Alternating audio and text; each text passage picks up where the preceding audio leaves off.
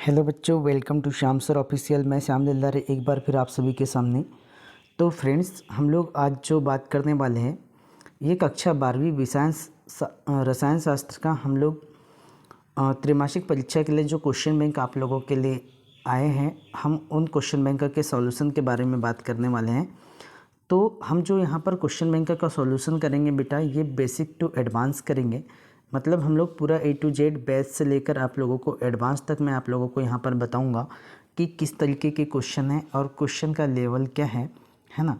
तो इसके लिए आप लोग वीडियो में लास्ट तक बनाए रहे बेटा, क्योंकि आप लोगों की क्वार्टरली एग्ज़ाम में यहीं से आप लोगों के प्रश्न बनने वाले हैं। इससे बाहर के क्वेश्चन बनने की संभावना बहुत कम है, इसलिए 100% मैं तो बोल सकता हूँ कि क्वेश्चन यहीं से पूछे जाएंगे। तो आप लोगों से एक रिक्वेस्ट है बेटा कि अगर आप लोग चैनल पर नए हैं तो चैनल को सब्सक्राइब कर लीजिएगा, और आप लोगों का प्यार और सपोर्ट इस तरीके से बना रहे तो हम लोग और आगे वीडियो इस तरीके से आप लोगों को प्रोवाइड करेंगे। ओके, तो चलिए स्टार्ट करते हैं। ये जो है त्रैमासिक परीक्षा के लिए है, लोक शिक्षण संचालनालय मध्य प्रदेश से जारी किया गया है।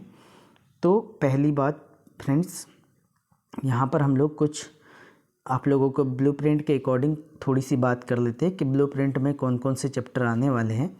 आपको टोटल चैप्टर आने वाले हैं बेटा 6, 1, 2, 4, 5 और 6। विलयन, विद्युत रसायन, D and F block element, उपसंयोजन रसायन और हेलो एल्केन और हेलो एरिन। ठीक है, तो जो विलयन है ये 14 मार्क्स का चैप्टर है अभी फ़िलहाल। ठीक, उसके बाद में अपन बात करते हैं विद्युत रसायन, ये 18 मार्क्स का, 14, 12, 12 टोटल योग 70 है। एक एक अंक के प्रश्न सभी में से पूछे जाएंगे। ठीक है, यहाँ पर देखिएगा आप लोग जैसे देख पा रहे हैं, वस्तुनिष्ठ प्रश्न भी पूछे जाएंगे और सारे प्रश्न आप लोगों को अंकवार दिए गए हैं। कुल प्रश्नों की संख्या कितनी होगी, क्या होगी, 1 अंक के 5 प्रश्न, 2 अंक का 1 प्रश्न और 3 अंक का 1 प्रश्न, 4 अंक का 1 प्रश्न। मतलब इस चैप्टर को अच्छे से प्रिपरेशन करने की रिक्वायरमेंट होगी। तो आज हम पूरा का पूरा चैप्टर नंबर 1 के बारे में बात करेंगे, विलयन के बारे में। और जैसे हमारा विलयन कंप्लीट होता है तो हम लोग चैप्टर 2 ऐसे ही अपन 6 दिनों में 6 चैप्टर को कंप्लीट कर लेंगे। तो चलिए फ्रेंड्स, देखते हम लोग वीडियो को।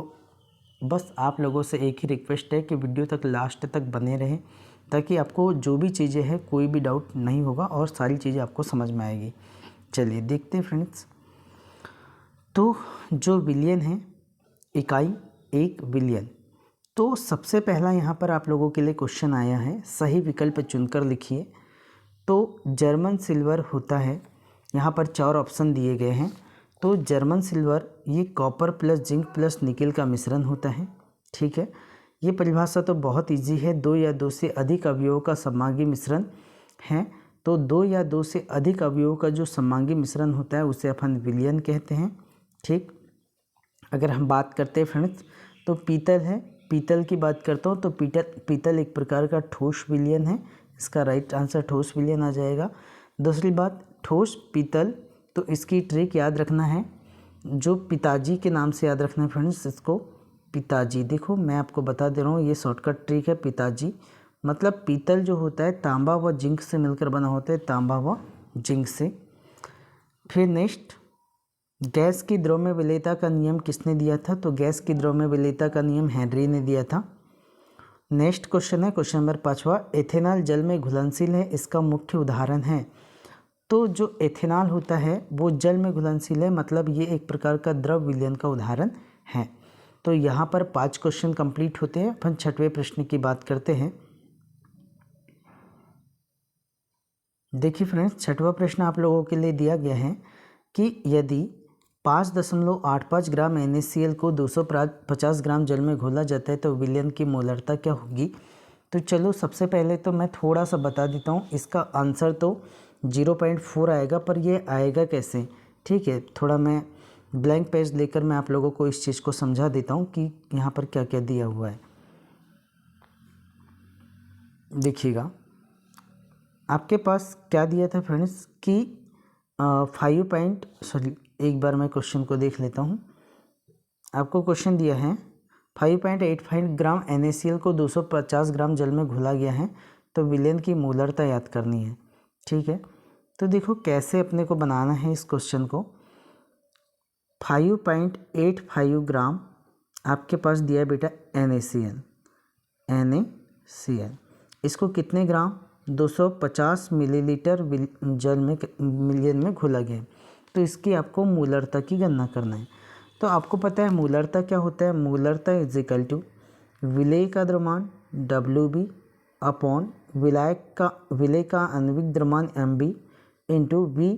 ये मिलीलीटर में हो तो ऊपर में अपने को 1000 का मल्टीप्लाई करना है। ठीक है, यहाँ पर मान रख देते हैं फ्रेंड्स 5.85 इंटू 1000 अपॉन में क्या हो जाएगा फ्रेंड्स MB NaCl का आणविक द्रव्यमान सभी को निकालते आता है, ये 58.5 होता है इंटू V 250 मिलीलीटर। तो जब ये अपन इसको कट पिट करते हैं तो ये आता है फ्रेंड्स 0.4, है ना। इसको आप पूरा सॉल्व कीजिएगा तो आपको 0.4 आंसर आता है, जो कि आपका राइट आंसर हो जाएगा।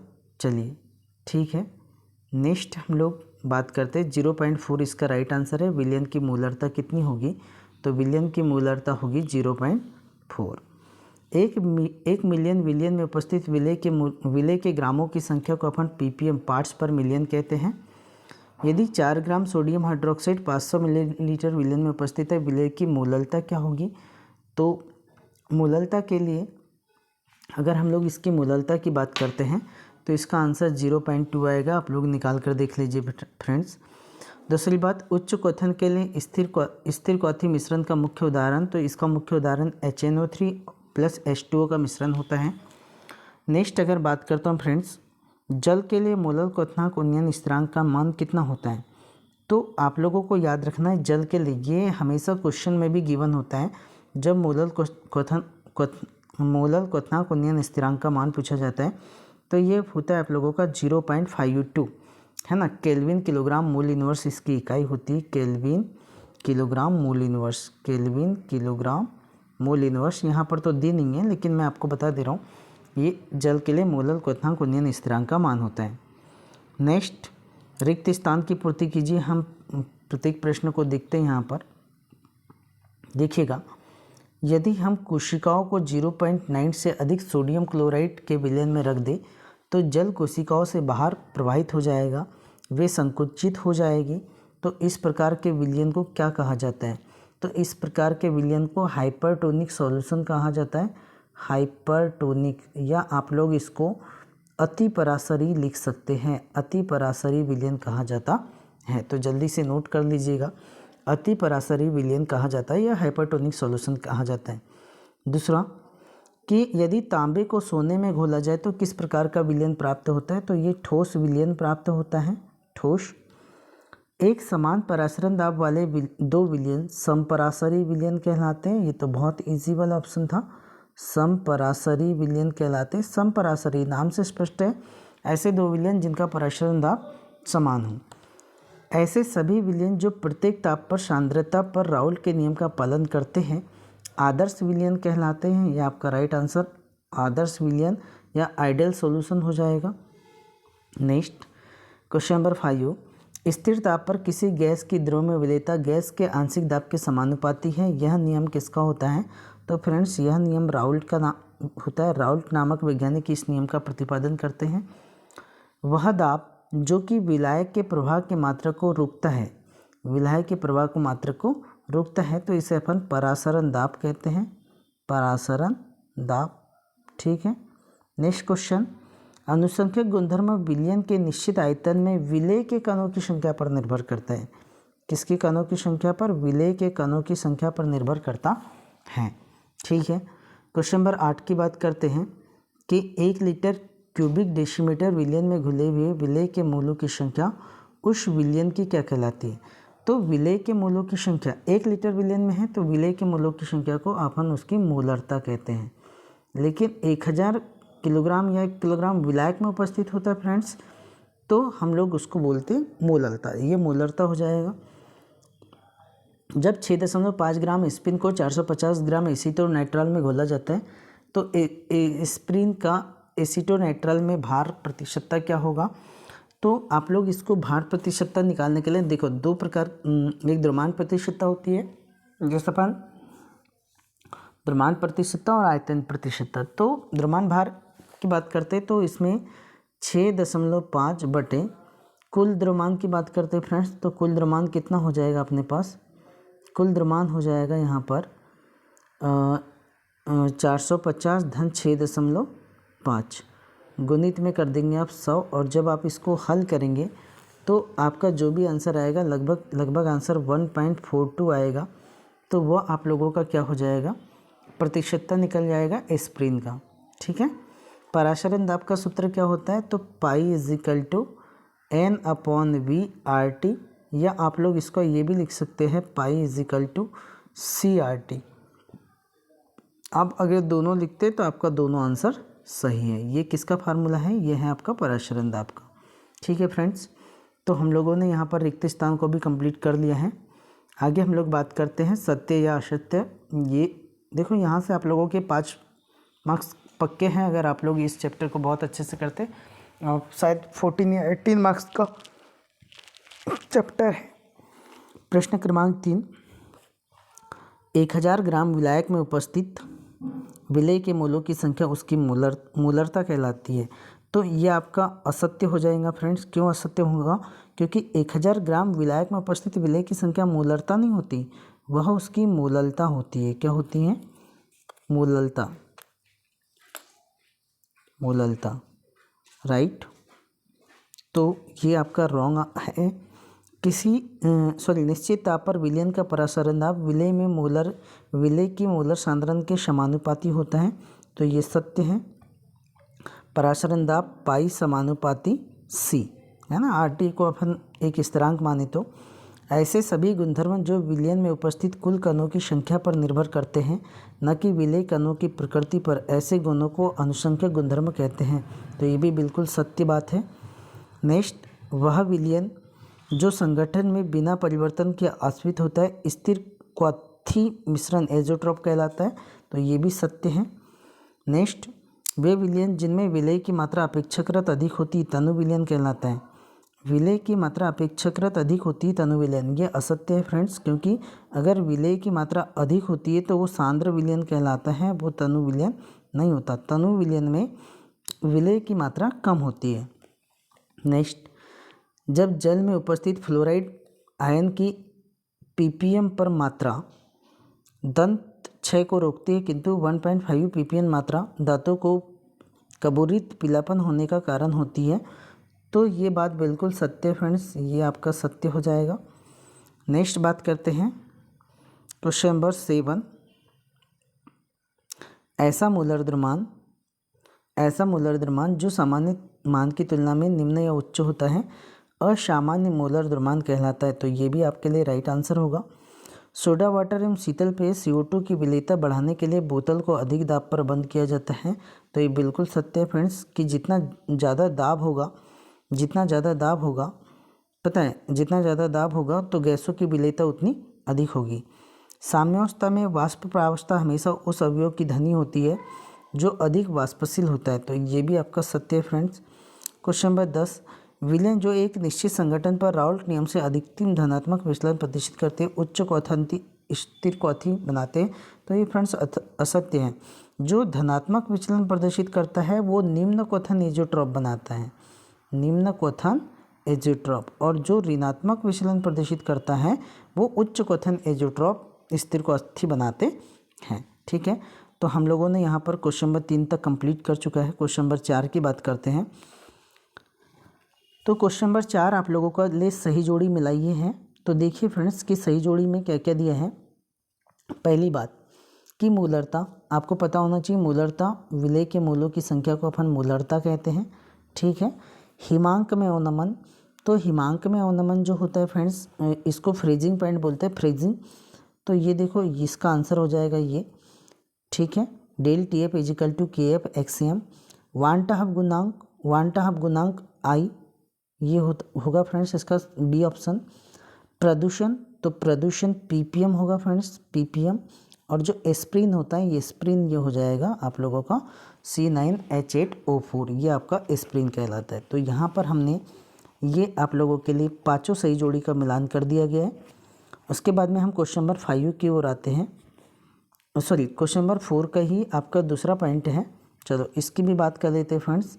तो इसमें सबसे पहली बात, 1 मोलर Al2SO4 का होल थ्राइस। देखो यहाँ पर एल्यूमिनियम की संख्या +2 और 3, मतलब इसमें विलयन कितने आ जाएंगे, 5 आ जाएंगे, है ना। अगर बात करता हूँ ऋणात्मक विचलन के बारे में, तो ऋणात्मक विचलन एसीटोन व क्लोरोफॉर्म दर्शाता है फ्रेंड्स। नेक्स्ट, हेनरी का नियम। तो हेनरी का नियम ये होता है कि m = KHP। गैस का द्रव में विलयन ये कहलाता है फ्रेंड्स सोडा वाटर, जो कि मोस्ट इम्पॉर्टेंट टॉपिक है। ठोस का गैस में विलयन ये आप लोगों का कहलाता है धुआं। तो इस तरीके से हम लोगों ने ये दूसरी वाली भी सही जोड़ी को कंप्लीट कर चुका है। हो सके तो आप लोग स्क्रीनशॉट ले लें या फिर आप लोग कहीं नोट कर लें, ठीक है। चलो अब अपन जो बात करेंगे बेटा, क्वेश्चन नंबर 5 के बारे में बात करेंगे। एक वाक्य या एक शब्द में उत्तर दीजिए। तो यहाँ पर एक वाक्य या एक शब्द में, चलो अपन उत्तर की बात करते हैं। पहला प्रश्न दिया है, किसी विलयन के 1000 ग्राम विलायक में उपस्थित विलय के मोलों की संख्या क्या कहलाती। तो देखो 1000 ग्राम विलायक आ गया, तो विलायक के मोलों की संख्या को हम लोग मोललता कहते हैं, मोललता, ठीक है, मोललिटी, मोललता कहते हैं, ठीक है। बिना संगठन के परिवर्तन के निश्चित ताप पर आसमित होने वाला विलयन क्या कहलाता है। तो इसे अपन एजियोट्रॉप कहलाते हैं। स्थिर क्वाथी मिश्रण, स्थिर क्वाथी विलयन कहलाता है ये। आप लोग इसका आंसर लिखिएगा, स्थिर क्वाथी, ठीक है, मिश्रण कहलाता है। परासरण दाब ज्ञात करने का सूत्र मैंने अभी बताया था, पाई = N/V/RT या CRT, ठीक है। नेक्स्ट, आदर्श विलयन का एक उदाहरण दीजिए। तो आपको एक उदाहरण याद रखना है बेटा, बेंजीन प्लस टॉल्यूइन, ठीक है। आदर्श विलयन का C6H6 बेंजीन प्लस टॉल्यूइन क्या होता है, C6H5CH3, ये आप लोगों का टॉल्यूइन होता है, ठीक है। विपरीत पराशरण में अर्धपारगम्य झिल्ली किसकी बनी होती है। तो ये सेल्यूलोज एसीटेट की मिलकर बनी होती है, सेल्यूलोज एसीटेट, ठीक है। तो यहाँ पर हम लोगों के क्वेश्चन 5 का 5 प्रश्न कंप्लीट हुआ है। अपन 6वें प्रश्न की ओर बढ़ते हैं। पहला क्वेश्चन दिया है यहाँ पर, अनुसंख्यक गुणधर्म के प्रेक्षित और सैद्धांतिक मान के अनुपात को अपन क्या कहते हैं। तो प्रेक्षित मान और सैद्धांतिक मान के अनुपात को अपन वांट हाफ गुणांक कहते हैं, वांट हाफ गुणांक, ठीक है। इसका राइट आंसर हो जाएगा वांट हाफ गुणांक। एक ऐसे ठोस विलयन का उदाहरण दीजिए जिसमें विलय कोई गैस हो। तो देखो ऐसे ठोस विलयन का उदाहरण देना है जिसमें विलय कोई गैस हो। तो हाइड्रोजन गैस का पैलेडियम पर अधिशोषण, हाइड्रोजन गैस का पैलेडियम पर अधिशोषण, पैलेडियम पर अधिशोषण, ये आप लोगों का राइट आंसर हो जाएगा, ठीक है। नेक्स्ट क्वेश्चन है आप लोगों का, अर्धपारगम्य झिल्ली मुख्य रूप से किसकी बनी होती है। तो फ्रेंड्स ये अर्धपारगम्य झिल्ली कॉपर फेरोसाइनाइड से मिलकर बनी होती है, कॉपर फेरोसाइनाइड, ठीक है, क्लियर। विलयन में विलय की मात्रा कम होने पर, विलय की मात्रा कम होने पर ऐसे विलयन को तनु विलयन कहा जाता है, तनु विलयन कहा जाता है। नेक्स्ट, 1 मिलियन विलयन में उपस्थित विलय की मात्रा को क्या कहा जाता है। तो विलय की मात्रा को ppm, या हम इसे पार्ट्स पर मिलियन, पूरा नाम लिखना है तो पार्ट्स पर मिलियन कहा जाता है, ठीक है, पार्ट्स पर मिलियन कहा जाता है, ठीक है फ्रेंड्स। तो हम लोगों ने यहाँ पर 1 अंक के सारे प्रश्नों की बात कर लिया है। अब हम लोग यहाँ पर 2 अंक के प्रश्नों के बारे में बात करते हैं। तो 2 अंक के प्रश्न की बात करते बेटा, पहला क्वेश्चन है, समपराशरी विलयन की परिभाषा दीजिए। तो देखो मैंने अभी आप लोगों को बताया था कि समपराशरी विलयन किसे कहते हैं। ऐसे 2 विलयन जिनका पराशरण दाब कैसा होता है, समान होता है, इन विलयनों को समपराशरी विलयन कहते हैं, ठीक है। दूसरी बात, समपराशरी विलयन हो गया, परासारी लिखा है यहाँ पर, ठीक है। दूसरा question, 5 gram sodium hydroxide 450 millilitre विलयन में घुला है, तो विलयन की मोलरता की गणना कीजिए। तो देखो फ्रेंड्स कि यहाँ पर विलेय पदार्थ कौन है, चलो मैं आपको यहाँ पर बता देता हूँ। विलेय का द्रव्यमान, विलेय पदार्थ यहाँ पर सोडियम हाइड्रोक्साइड है। इसका आप लोगों के पास द्रव्यमान दिया गया है, कितना दिया है, 5 ग्राम, ठीक है। विलियन का आयतन दिया है फ्रेंड्स कि विलियन का आयतन कितना है, तो विलियन का आयतन 450 मिलीलीटर है। आपको क्या काम करना है, विलियन की मोलरता की गणना करना है। तो मोलरता कैपिटल एम इजिकल टू क्या होता है, ये होता है friends WB upon MB into 1000 upon में V, अगर ये मिलीलीटर में गिवन है। तो WB का मान आपके पास कितना दिया है 5 बटे MB का मान अगर आप लोग निकालेंगे तो 40 निकलेगा इंटू 1000 बटे V का मान कितना दिया बेटा 450। 1 0 से 1 0 कैंसिल, 1 0 से 1 0 कैंसिल, 5 का 5, 5 9 45, ठीक है। उसके बाद में आपको नीचे क्या बचा, देखो नीचे बचा आप लोगों का 936, ऊपर में बचा 10 बटे 936। जब आप इसको हल करेंगे तो आप लोग यहाँ पर देखेंगे कि 10 में आप 36 का भाग देंगे, जो भी आंसर आएगा तो आपको विलियन की मोलरता आंसर डायरेक्टली आ जाएगा, ठीक है। सोडियम हाइड्रोक्साइड का 40 ही होता है, सोडियम 23 24 60 40 होता है। 5 बटे 40 इंटू 1000 बटे 450। चलिए आप इसको हल कर लीजिए फ्रेंड्स कि तो आप लोगों का आंसर आ जाएगा। नेक्स्ट क्वेश्चन क्या दिया है, क्वेश्चन है आप लोगों के लिए कि हेनरी का नियम लिखिएगा। तो हेनरी का नियम सभी को पता होना चाहिए कि क्या होता है हेनरी का नियम, कि स्थिर ताप पर किसी विलायक के निश्चित आयतन में विलय गैस का द्रव्यमान गैस के दाब के समानुपाती होता है, जिसके साथ विलायक व साम्यावस्था में होता है। मतलब M समानुपाती P। M इजिकल टू क्या होता है फ्रेंड्स KH/P। जब अपन समानुपाती चिन्ह को हटाते हैं तो KH एक स्थिरांक होता है, ठीक है। बस इतना सा आप लोगों का हेनरी का नियम है, 2 अंक के लिए पूछा है। नेक्स्ट क्वेश्चन पूछा है फ्रेंड्स यहाँ पर प्रतिलोम परासरण क्या है। तो प्रतिलोम परासरण बहुत इजी बात है फ्रेंड्स कि प्रतिलोम परासरण का मतलब होता है मतलब प्रतिलोम परासरण क्या होता है, जब कोई परासरण दाब लगता है किसी विलयन में, उसके परासरण दाब लगाया जाता है तो उसके परासरण दाब से भी अधिक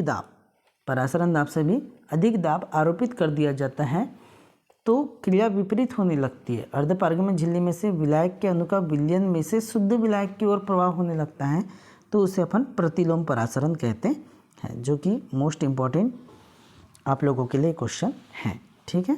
प्रतिलोम परासरण की परिभाषा लिखिए। तो आपको शॉर्टकट में लिखना है कि जब किसी विलयन पर उसके परासरण दाब से अधिक का बाह्य दाब आरोपित कर दिया जाता है तो अर्धपारगम्य झिल्ली में से होकर विलायक के अणु का विलयन में शुद्ध विलायक की ओर होने वाला प्रवाह प्रतिलोम परासरण कहलाता है।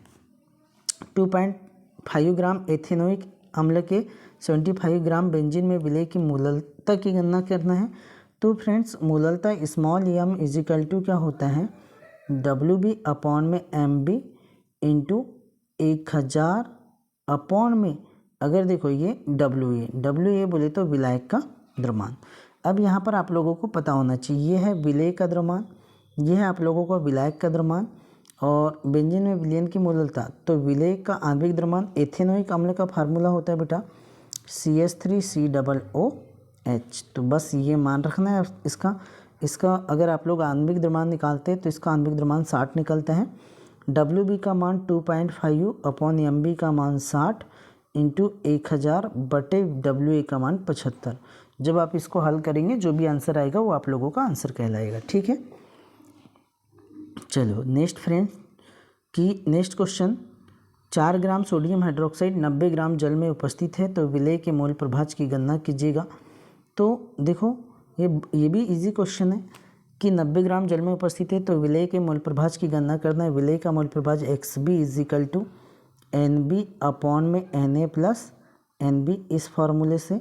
अब आपको Na का मान और NB का मान तो गिवन है, जल में उपस्थित है, तो NB इजिकल टू भी क्या होता है WB अपॉन में होता है फ्रेंड्स MB, और Na इजिकल टू क्या होता है Na इजिकल टू ये होता है WA अपॉन में MA, ठीक है।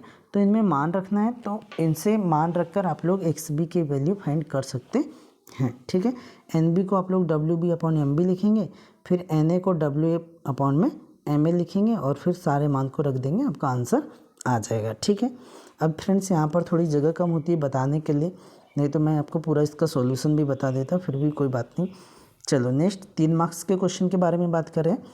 3 मार्क्स के क्वेश्चन इजी क्वेश्चन है आप लोगों के पास कि निम्न की परिभाषा लिखिए। परासरण दाब।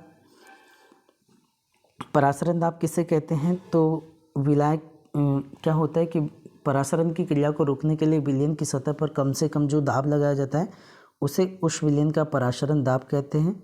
असामान्य अनुभार के भी बारे में बता दिया हूँ फ्रेंड्स। मूल अंश या मूल प्रभाज किसी विलयन में उपस्थित किसी घटक विलेय या विलायक के मोलों की संख्या तथा विलयन में उपस्थित कुल मोलों की संख्या का अनुपात मूल प्रभाज कहलाता है। ठीक है। चलो ये द्रव्यमान प्रतिशतता की गणना करनी है। आदर्श एवं अनादर्श विलयन में अंतर स्पष्ट करना है, ये भी बहुत ईजी है। सिद्ध कीजिए कि परासरण दाब एक अनुशंकक गुणधर्म है। तो जो वान 't हाफ समीकरण अपन ने निकाले थे उसी को आपको सिद्ध करना है। ठीक है। तो यहाँ पर ये क्वेश्चन ठोस का मोलर द्रव्यमान निकालने से संबंधित है। परिभाषा लिखना है प्रतिशतता, मोलरता, ppm की। ये सब बहुत इजी क्वेश्चन है। आप लोग जब अपनी नोटबुक में ढूंढेंगे तो आपको सारे क्वेश्चन यहाँ से मिल जाएंगे। ठीक है। अगर आपको कोई क्वेश्चन और समझना है तो आप लोग उसका कमेंट बॉक्स में आंसर वो बता दीजिए बेटा क्वेश्चन, तो मैं क्या काम करूँगा कि उसका पर्टिकुलर वीडियो बना दूँगा, ताकि पूरे क्वेश्चन को एक साथ समझाना थोड़ा पॉसिबल नहीं है। तो हो सके तो मैं मैथमेटिकल क्वेश्चन को आप लोगों को बता दूँगा। ठीक है। चलिए ठीक है फ्रेंड्स, तो मिलते हैं नेक्स्ट वीडियो में। तो आज की वीडियो यहीं तक। अगर आप लोगों को ये वीडियो अच्छी लगती है तो आप लोग कमेंट करके बताइएगा और अपने दोस्तों में ज़्यादा से ज़्यादा शेयर कीजिए फ्रेंड, ताकि हम लोगों को आप लोगों का सपोर्ट और प्यार भरपूर मिलता रहे। चलिए मिलते हैं फ्रेंड्स। जय हिंद।